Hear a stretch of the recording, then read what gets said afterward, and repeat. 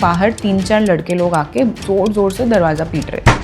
मैं इस लेडी का ट्रांस वजाइनल स्कैन कर रही थी, मतलब वजाइना के थ्रू स्कैन कर रही थी, इंटरनल स्कैन कर रही थी। ऑब्वियसली मैं दरवाज़ा नहीं खोल सकती ना लड़कों के लिए। मैंने उनको बोला कि प्लीज़ रुकिए, अंदर प्राइवेट एग्जामिनेशन चल रहा है। तब तक वो और लड़कों को ला चुके थे, तो मुझे तो पीट देंगे वो लोग।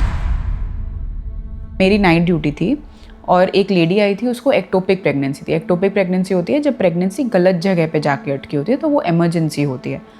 एंड उसको सिवियर पेन एंड एब्डोमेन के साथ आई थी वो। तो मैंने उसका सोनोग्राफी किया, तो उसको मेरे को मिल गया एक्टोपिक प्रेगनेंसी। तो मैंने उसको समझाया कि क्या है वो है। मैंने इग्नोर किया, मैं उसका स्कैन कंटिन्यू किया। फिर भी जब वो बहुत ज़्यादा पीटते रहे तो मैंने उसको बोला कि आप 1 मिनट रुको। मैं दरवाज़ा वापस से बंद करके और बाहर गई और मैंने कहा क्या है, कुछ इमरजेंसी है? तो उन्होंने कहा नहीं, वो जो अंदर है वो मेरी भाभी है, उनमें से एक लड़कों ने बोला। तो मैंने कहा ठीक है, मैं आपकी भाभी को देख रही हूँ। मुझे लगा कि कोई इमरजेंसी, मतलब कोई कुछ गिर गया या कुछ हो गया, इसलिए वो लोग इतना दरवाज़ा पीट रहे हैं।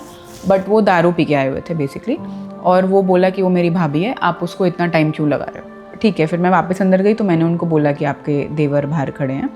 तो उन्होंने बोला कि अरे उसको बिल्कुल अंदर मत आने देना, वो और उसके फ्रेंड्स दारू पी के आए हैं और वो मतलब सीन क्रिएट कर देंगे। पूरा स्कैन हो गया, सब हो गया।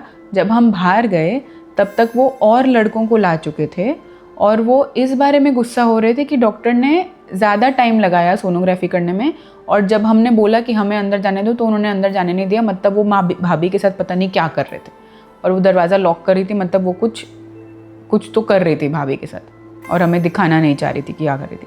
तो भाभी बेचारी बोल रही है कि कुछ नहीं कर रही थी, वो सोनोग्राफी कर रही थी, मुझे समझा रही थी। बट ये लोग तो, इनको तो समझ ही नहीं आ रहा था, नशे में थे या जो भी थे। तो ये पूरा टोली लेके और पीटने आ गए थे। और मैं तो वो थैंकफुली वो जो पेशेंट थी, शी वाज वेरी स्वीट, उसने मेरे को बोला कि आप अंदर जाओ, मैं यहाँ पे संभाल रही हूँ, बाहर संभाल रही हूँ। बट अगले दिन मैंने ऑब्वियसली जाके अपने सीनियर्स को ये सब बताया कि इतना सब सीन हो गया था और मैं वहाँ पे अकेली थी। वो तो पेशेंट अगर मेरा सपोर्ट नहीं करती, अगर पेशेंट भी अपनी फैमिली का सपोर्ट करती, तो मतलब मैं एक्चुअली अकेली पड़ जाती उस पूरे सीन में, मेरे पास कोई भी नहीं था आसपास। तो अगले दिन फिर वो जो सिक्योरिटी ऑन ड्यूटी थे उनको बुलाया गया कि तुम क्यों नहीं गए वहाँ पे। ओल्ड अंकल थे एक चाचा जी, उन्होंने आके बोला कि मेरी सैलरी 6-7 हज़ार है।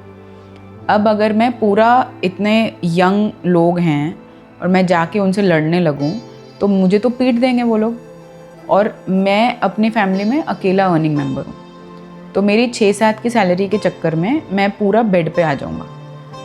तो उससे बेटर है कि मैं वहाँ से हट गया।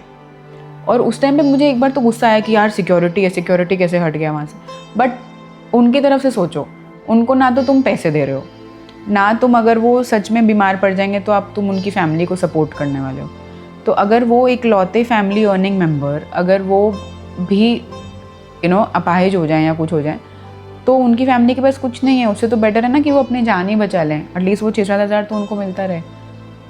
ऐसा सीन है इंडिया में। अब इसमें डॉक्टर की गलती तो नहीं है, मैं तो पेशेंट ही देख रही थी।